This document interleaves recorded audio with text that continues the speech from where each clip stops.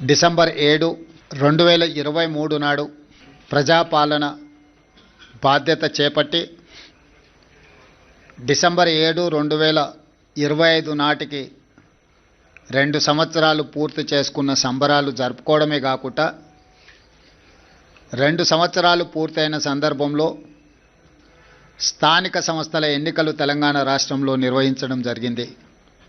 December 11, December 14, December 17 3 విడతలుగా స్థానిక సంస్థలకు జరిగిన ఎన్నికలలో అద్భుతమైన ఫలితాలను కాంగ్రెస్ పార్టీ సాధించింది.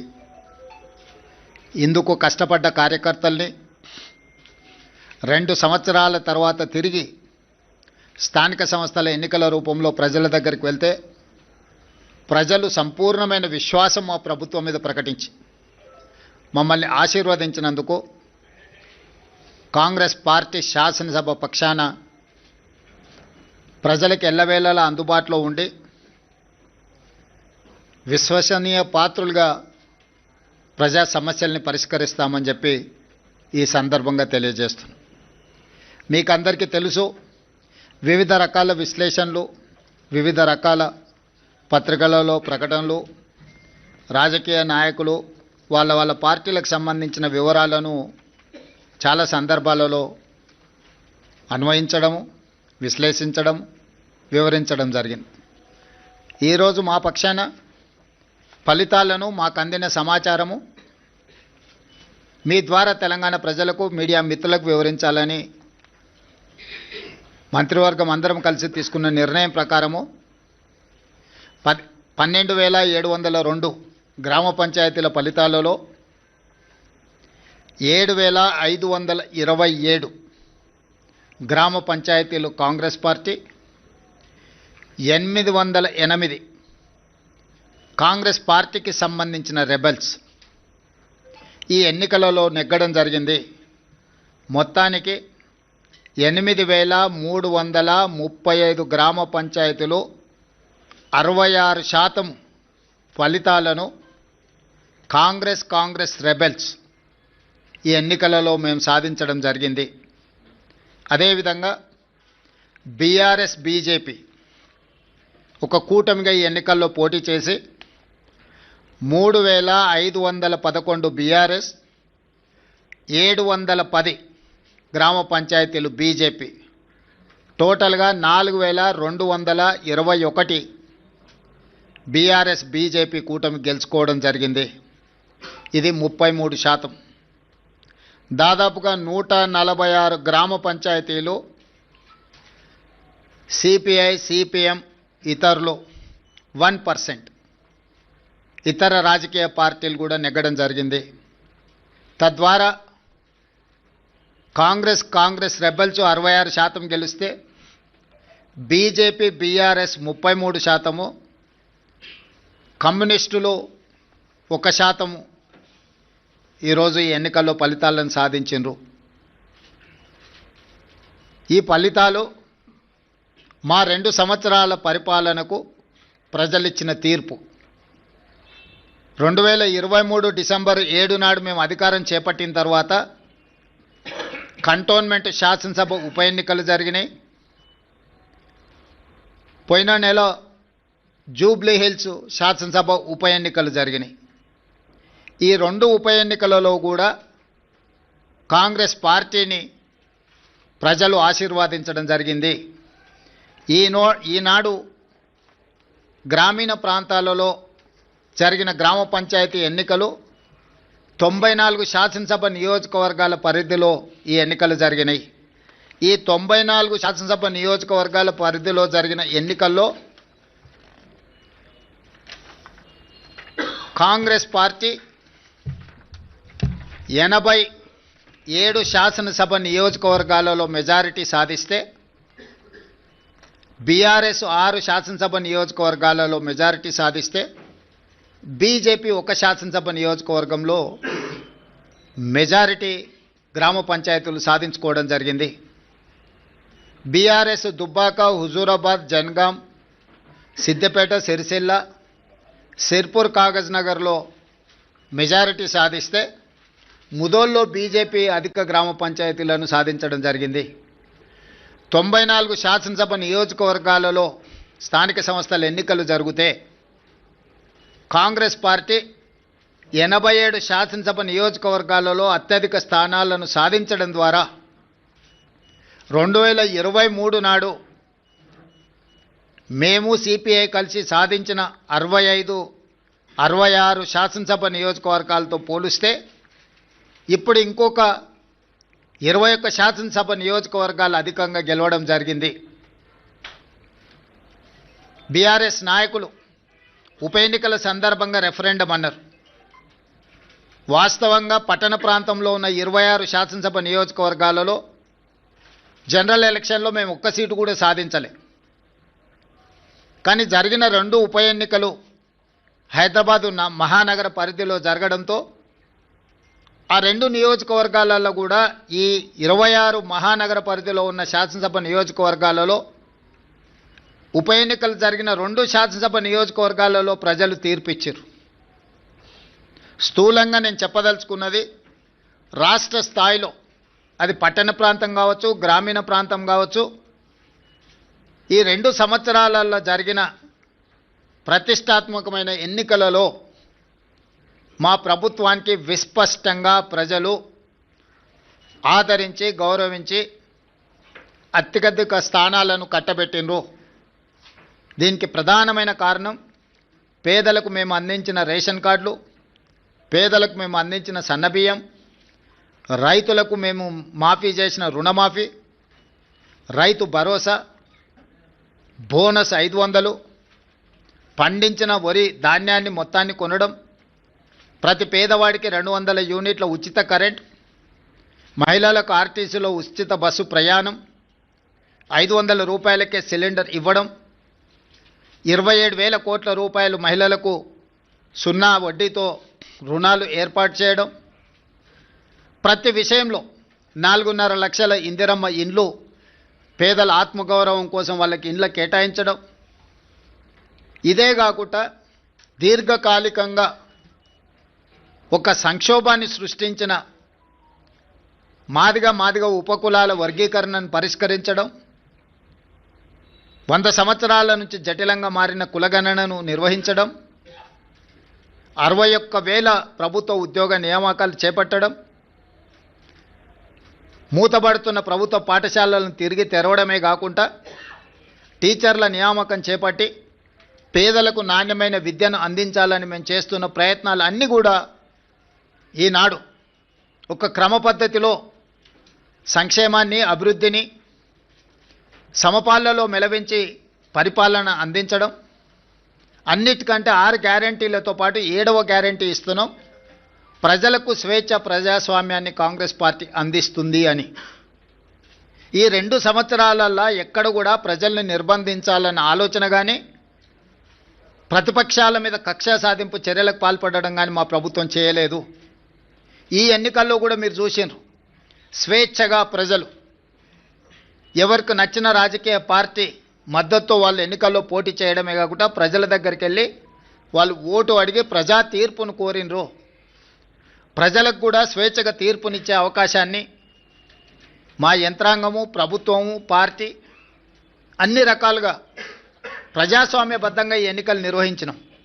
మొట్టమొదటిసారి తెలంగాణ రాష్ట్రం వచ్చిన తర్వాత ప్రజలకు ఒక స్వేచ్ఛాయుతమైన వాతావరణంలో ప్రజాస్వామికబద్ధంగా ఎన్నికలను నిర్వహించడం జరిగింది.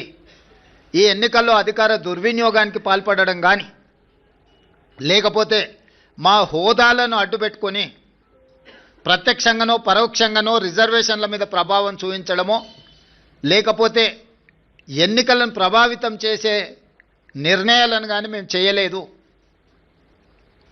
అందుకే తెలంగాణ రాష్ట్రంలో మేము ఇచ్చిన 7వ గ్యారెంటీని కూడా ఈరోజు అమలు చేసి చూపించినాము. దాంతో స్వేచ్ఛతో కూడుకున్న ప్రజాస్వామికబద్ధమైన ఎన్నికల్ని నిర్వహించి ప్రజల చేత మన్ననలు పొంది ఒక మంచి పరిపాలన అందించడానికి మేము ముందుకు వెళ్తున్నాము. ఏ రోజు కూడా ఓడినప్పుడు కుంగిపోవడము, గెలిచినప్పుడు ఉప్పొంగిపోవడం, గెలిస్తే అహంకారంతో కళ్ళు నెత్తికెక్కడం లాంటి వ్యవహారాలలో మేమెప్పుడూ భాగస్వాములం కాలేదు. వీటన్నిటికీ దూరంగా ఉండి ప్రజలకు దగ్గరగా, చెరువుగా ఉండి సంక్షేమాన్ని అభివృద్ధిని ముందుకు తీసుకువెళ్లాలనే ప్రయత్నం చేస్తూనే ఉన్నాం. ఈనాటి ఫలితాలు మా బాధ్యతను మరింతగా పెంచినాయి. ఈనాడు కేంద్ర ప్రభుత్వం ఆనాడు శ్రీమతి సోనియా గాంధీ, మన్మోహన్ సింగ్ గారు అందించిన మహాత్మా గాంధీ ఉపాధి హామీ పథకాన్ని నిర్వీర్యం చేసి నీరుగార్చి పేరు మార్చడమే కాకుండా విధానాలను మార్చడం ద్వారా పేదలకి పథకాన్ని అందకుండా చెయ్యాలన్న కక్ష కుట్ర స్పష్టంగా కనిపిస్తుంది. కేంద్రంలో సోనియా గాంధీ గారి మీద, రాహుల్ గాంధీ గారి మీద కక్షతో కూడిన అక్రమ కేసులు పెట్టడం, కోర్టులు చీవాట్లు పెట్టినా కూడా మారకపోవడాన్ని మనం కళ్ళతో చూస్తున్నాం. వీటన్నిటిని దృష్టిలో పెట్టుకొని ప్రజలు ప్రజాస్వామికబద్ధమైన కాంగ్రెస్ పార్టీ ప్రజలకు రక్షణ. అందుకే ఈరోజు తెలంగాణ ప్రజలు కాంగ్రెస్ పక్షాన బలంగా నిలబడ్డారు. ఈ స్ఫూర్తి కొనసాగుతుంది. భవిష్యత్తులో ఇంకా బలంగా పనిచేస్తాము, బాధ్యతతో పనిచేస్తాము. ఎదిగినా కొద్దిగా ఒదగాలి అని పెద్దలు ఏదైతే సూచన చేసిండ్రో వాటిని దృష్టిలో పెట్టుకొని ఆ విధంగానే ముందుకు వెళ్తాము. ప్రతిపక్షంలో ఉన్న వాళ్లకు అధికారం కోల్పోయినా అహంకారం తగ్గలేదు. ఇంకొక ఆయన కడుపు నిండా విషం పెట్టుకొని, మూసీలో కాలుష్యం కంటే ఆయన కడుపులో విషం ఎక్కువగా కనిపిస్తుంది. ఆయన మాటల్లో, ఆయన చేతల్లో, ఆయన వ్యవహార శైలిలో. ఇప్పటికైనా ప్రజా తీర్పును గౌరవించి ప్రభుత్వం తీసుకుంటున్న నిర్ణయాలకు సహకరించి ముందుకు రావాలి. ఏదైనా మాట్లాడతాం, ఎట్లయినా మాట్లాడతాం. బరితెగించిన విధానాలతోని ప్రజల్ని ఇబ్బంది పెడతాము అనంటే ప్రజలు ఇచ్చే తీర్పు ఈరోజు వాళ్లకు కనువిప్పు కలగాలి అని నేను అనుకుంటున్నా. ఈ ఫలితాలను చూసే అద్భుతం అనుకుంటారు. సంతోషం.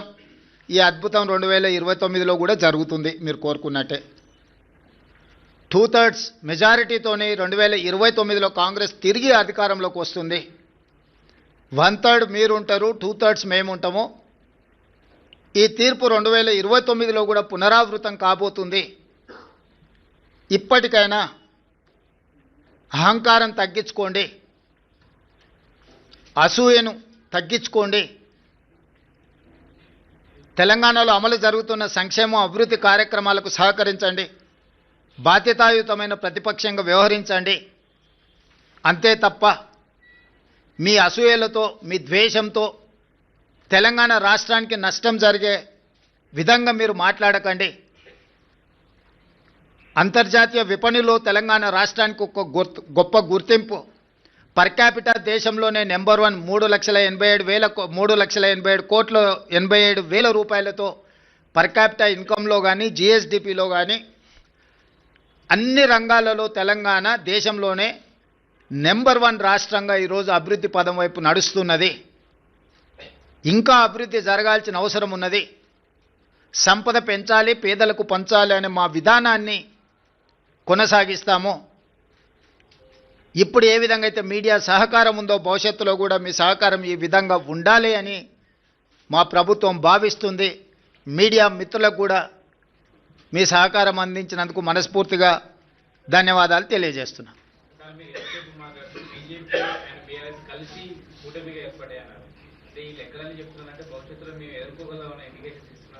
ఖచ్చితంగా దాంట్లో మీకు అనుమానం ఎందుకు? పార్లమెంట్ ఎన్నికల్లో వాళ్ళిద్దరు కలిసి వచ్చినా కూడా ఎదుర్కొని 8 సీట్లు సాధించినాం, 40% పైగా ఓట్లు సాధించినాం. ఇది భవిష్యత్తుకు పునాదులే. వాళ్ళిద్దరూ కలిసిమెలిసి పోటీ చేస్తారనేది. నిన్న కేటీఆర్ ఒక రోజు ముందు కేటీఆర్ మాట్లాడతారు, తర్వాత రోజు కిషన్ రెడ్డి మాట్లాడతారు. సేమ్ ప్రెస్ మీట్ ఏదైనా చూడండి మీరు. కిషన్ రెడ్డి గారు ఇప్పుడే ఏదో జరిగిపోయినట్టుగా, బీఆర్ఎస్ ఉన్నప్పుడు అద్భుతాలు జరిగినట్టుగా, బీఆర్ఎస్ ఉంటేనే బాగుంటుంది అన్నట్టుగా కిషన్ రెడ్డి గారు వ్యవహార శైలి చూసిన తర్వాత మీకేమైనా అనుమానం ఉందా? అందుకే చెప్తున్నా, వాళ్ళిద్దరు కలిసి 1/3, కాంగ్రెస్ 1 2/3. వాళ్ళిద్దరు కలిసి 33%, మేము ఒక్కరం 66%. జడ్జిమెంట్ మీద రాహుల్ గాంధీ రాజ్యాంగాన్ని పట్టుకొని దేశవ్యాప్తంగా సేవ్ డెమోక్రసీ అంటున్నారు. వాళ్ళ అధికారంలో ఉన్న రాష్ట్రంలో మాత్రం డెమోక్రసీని కూల్ చేశారు. రాహుల్ గాంధీ సమాధానం చెప్పాలంటున్నారు. ఎవరు? టీఆర్ఎస్. అడగండి, వెళ్ళి రాహుల్ గాంధీ గారు రాగానే ఢిల్లీకి వెళ్ళి అడగమని చెప్పండి. స్పీకర్ గారి నిర్ణయం మీద రాజకీయ పార్టీగా మేము స్పందించడానికి ఏమీ లేదు. స్పీకర్ గారి నిర్ణయాన్ని వాళ్ళకు నచ్చకపోతే న్యాయస్థానాలు ఉన్నాయి. మీరు రాసిచ్చిన స్క్రిప్టునే స్పీకర్ అనౌన్స్ చేశారు, మీరు సభలో కూడా ప్రస్తావించారు అసలు అని. ఇప్పుడు నేను వాళ్ళ అవగాహన రాహిత్యానికి జాలి పడుతున్నా. పదే పదే హరీష్ రావు గారు శాసనసభలోనే మేము 37 మంది శాసనసభ్యులు ఉన్నాం, మాకింత సమయం ఇవ్వాలని మాట్లాడింది మీరు కళ్ళతో చూసిరు, మీరు చెవులతో విన్నారు, అవునా? ప్రతిసారి శాసనసభ ముగింపు సమావేశాలలో స్పీకర్ గారు ఒక బులెటిన్ ఇష్యూ చేస్తారు. ఏ పార్టీకి ఎంతమంది శాసనసభ్యులు ఉన్నారు, వారు ఎంతెంత సమయం మాట్లాడినరని ప్రతిసారి బులెటిన్ ఇష్యూ చేస్తారు స్పీకర్ గారు. ఇప్పటివరకు జరిగిన అన్ని శాసనసభ సమావేశాల ముగింపులో స్పీకర్ గారు స్పష్టంగా ప్రకటించారు. ఏ ఒక్క రోజు కూడా స్పీకర్ గారి నిర్ణయాన్ని వాళ్ళు ప్రశ్నించలేదు. రెండవది, మొన్న జరిగిన శాసనసభ సమావేశాల్లో హరీష్ గారు స్పష్టంగా చెప్పిండ్రు, మా నెంబర్ 36, 37 ఉంది, మా సమయం ఇంత రావాల్సిందే, మాకంత సమయం ఇవ్వమని అడిగినరు. టీవీలో పేపర్లో మేము చూసిన ప్రతి నెల 5,000 రూపాయలు ఎమ్మెల్యేల నుంచి వాళ్ళ టీఆర్ఎస్ ఎల్పీ నిర్వహణ కోసము డబ్బులు కూడా తీసుకున్నారని. లావాదేవీలు బాగానే ఉన్నాయి, వ్యవహారం బాగానే ఉంది, వాళ్ళ పేరు మీద మైకు కావాలి, వాళ్ళ పేరు మీద మాటలు కావాలి, వాళ్ళ జీతాలలో వాటాలు కావాలి. మీ వాళ్ళనే మీ వాళ్ళు కాదు అని అనుకునే పరిస్థితి ఎందుకు దాపురించింది? ఇంత రాజకీయంగా ఇంత దుర్భరమైన, ఇంత నికృష్టమైన పరిస్థితి ఎవరికైనా వస్తుందా? సొంత పార్టీ ఎమ్మెల్యేలనే మా వాళ్ళు కాదు అని. మనం గతంలో చూసినాం పిల్లలు నమ్ముకునేటోళ్ళను, సంతలాల్లో వచ్చి పిల్లలు నమ్ముకున్నారని. కనీసం వాళ్ళు పేదరికం ఉండని నమ్ముకున్నారు అనుకున్నాం. మరి ఇప్పుడు వీళ్ళ విచిత్రం ఏందో, మేము మీ పిల్లలమే, మేము మీ వాళ్ళమే అని వీళ్ళు అంటారు, మీరు మా వాళ్ళు కాదని వాళ్ళు అంటారు. వాళ్ళు అదే చెప్తున్నారు కదా. ఎవరి ఇప్పుడు దాంట్లో ఎవరు మైనర్స్ లేరు, అందరు మేజర్లే కదా, విజ్డమ్ ఉన్నోళ్ళే కదా. ఆ మేజర్స్ విజ్డమ్ ఉన్నోళ్ళే వాళ్ళు ఎవరో చెప్తున్నప్పుడు నీ అభిప్రాయంతో నా అభిప్రాయంతో ఏం పని ఉంది?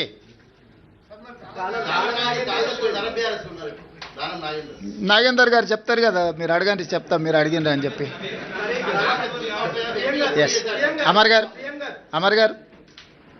సార్, మీరు 2 రోజులు ఢిల్లీ పోయొచ్చినట్టున్నారు, సమాచారం ఉందేమన్నారు. దేని గురించి? సంజయ్ రౌత్ ఒక స్పెసిఫిక్ స్టేట్మెంట్ చేసినాడు. డిసెంబర్ 19 నాడు ప్రైమ్ మినిస్టర్ మారబోతున్నాడు, బిగ్ సెన్సేషన్ ఇన్ ఢిల్లీ. మీకు ఏమైనా సమాచారం లేదు.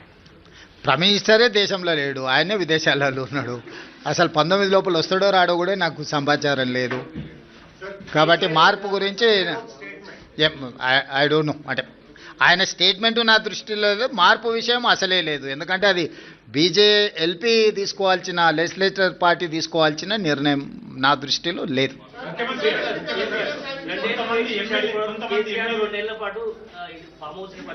ఇప్పుడు బయటకు వచ్చేటువంటి సమయం వచ్చింది, ఈ 2-3 రోజుల్లో బయటకు వచ్చి గ్రామ పంచాయతీ ఎన్నికలు వచ్చిన రిజల్ట్ బేట్ చేసుకుని జనాల్లోకి వెళ్ళాలనేటువంటి నిర్ణయానికి వచ్చినట్టు తెలుస్తుంది. దాని ఎట్లేముంది, 2023 కంటే ముందు కేసీఆర్ బయటనే ఉన్నారు కదా. వాళ్ళు క్షేత్రస్థాయిలో పర్యటిస్తున్నప్పుడే కదా వారు ఓడించింది. వారు క్రియాశీలక రాజకీయాలలో ఉన్నప్పుడే కేసీఆర్ గారిని ఓడించి కాంగ్రెస్ పార్టీ అధికారంలోకి వచ్చింది. ఇప్పుడు వారు క్రియాశీలక రాజకీయాలలోనే లేరు. గజ్వేల్ అసెంబ్లీలోనే కాంగ్రెస్ పార్టీ మెజారిటీ గ్రామ పంచాయతీలు గెలుచుకున్నది.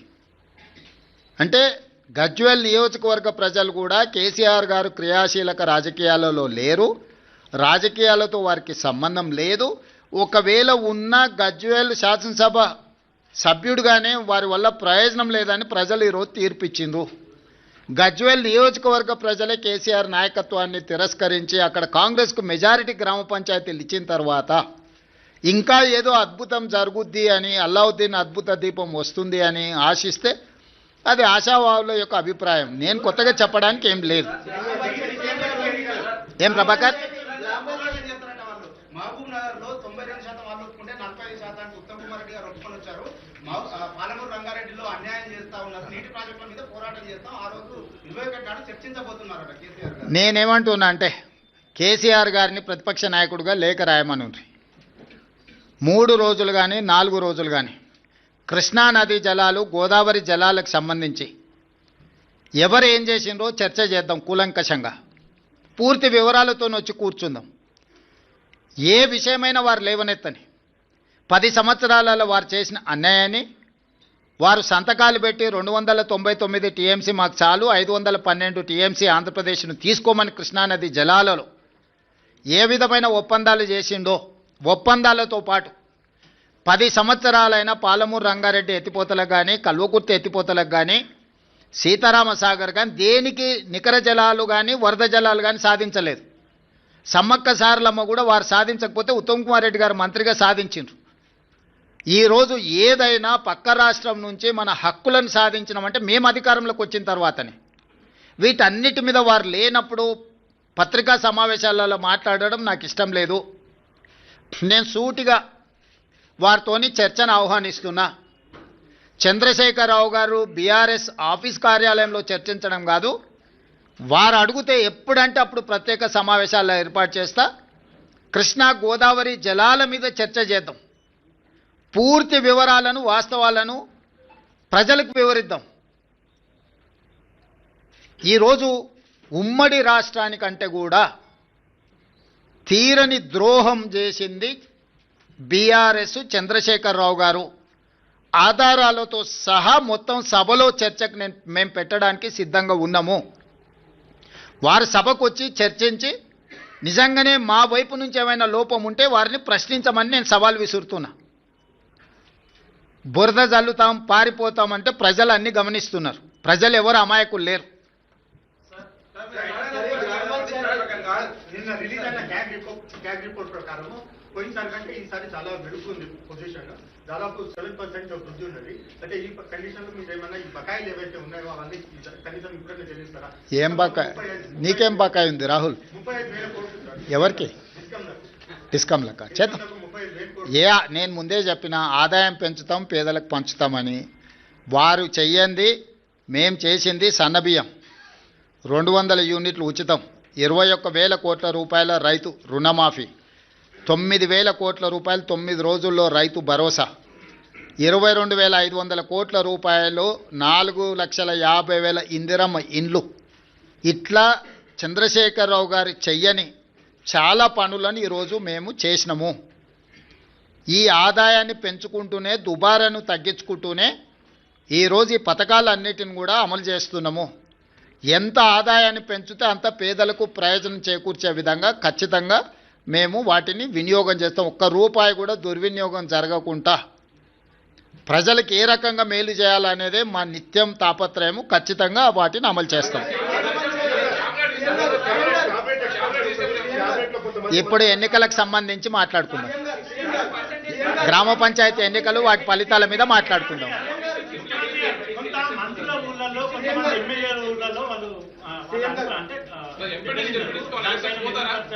ఇప్పుడు గజ్వెల్ల కేసీఆరే దెబ్బతిని ఓడిపోయి అక్కడ ఉన్నాడు.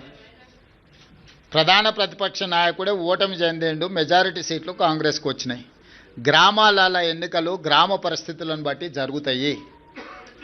శాసనసభ్యుడినో, మంత్రినో, ముఖ్యమంత్రినో పట్టి జరగవు. ఓవరాల్గా ఫీల్ గుడ్ ఫ్యాక్టర్ ఉంటుంది. గ్రామంలో ఉండే నేపథ్యాన్ని, సామాజిక వర్గాల సమతుల్యతను దృష్టిలో పెట్టుకొని ఎన్నికలు జరుగుతాయి. ఎట్లా జరిగినా ఫలితాలు అనేది ఇక్కడ కళ్ళకు కట్టినట్టుగా కనిపిస్తున్నాయి. 94 నియోజకవర్గాలలో 87 శాసనసభ నియోజకవర్గాలలో కాంగ్రెస్ పార్టీకి మెజారిటీ వచ్చింది. ఈ లిస్ట్ అంతా మీకు ఇస్తాము. ఏ నియోజకవర్గంలో ఎన్ని గెలిచినరో స్పష్టంగా మీకు లిస్ట్ ఇస్తాము. మీరు కావాలంటే నిజ నిర్ధారణ కమిటీ వేసుకొని ఆయా నియోజకవర్గాలలో మీరు పర్యటించండి. ఇన్ని 12,702 గ్రామ పంచాయతీల ఎన్నికలు జరిగినప్పుడు 1, 2, 3 అటో ఇటో ఫలితాలు వస్తాయి. ఆ ఫలితాలు అనేది భవిష్యత్తులో మన కార్యాచరణను సవరించుకోవడానికి ఉపయోగించుకుంటాం తప్ప దానికి మించి వేరే రకంగా దీని మీద చర్చించుకోవాల్సిన అవసరం లేదు.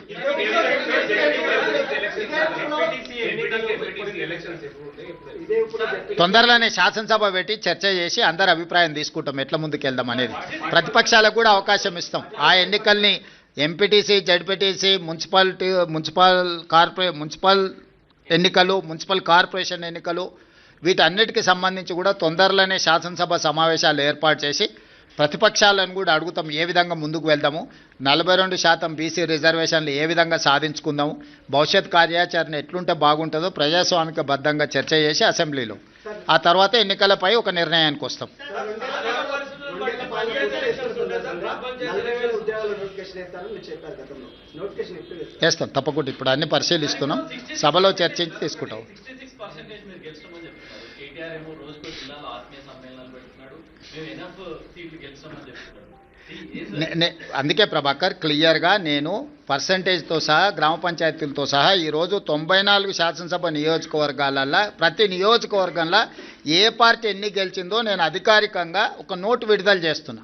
మీరు నోటు తీసుకొని ఆ నియోజకవర్గంలో వెళ్ళి నిజ నిర్ధారణ కార్యక్రమాలు పెట్టుకొని మీరు పరిశీలించండి. కేటీఆర్ అనేవాడు కాంగ్రెస్ గురించి ఆలోచన చేస్తలేడు, హరీష్ అనేవాడు వెనకాల తవ్వుతున్నాడు. కేటీఆర్ నాయకత్వంలో ఏ ఎన్నికలు జరిగిపోయినా ఓడిపోయిండు కాబట్టి నాయకత్వాన్ని మార్చాలని హరీష్ వెనకాల నుంచి ఏదైతే ప్రయత్నం చేస్తుండో ఆ విషయాన్ని ఏమంటారు డైల్యూట్ చేయడానికి పర్యటనలు పెట్టుకుంటున్నాడు తప్ప ఇది ప్రజలకు కానీ ప్రభుత్వానికి కానీ సంబంధం లేదు. ఇప్పుడు కేటీఆర్ వర్కింగ్ ప్రెసిడెంట్ అయినప్పటి నుంచి జరిగిన ఏ ఎన్నికలు గెలవలే కదా.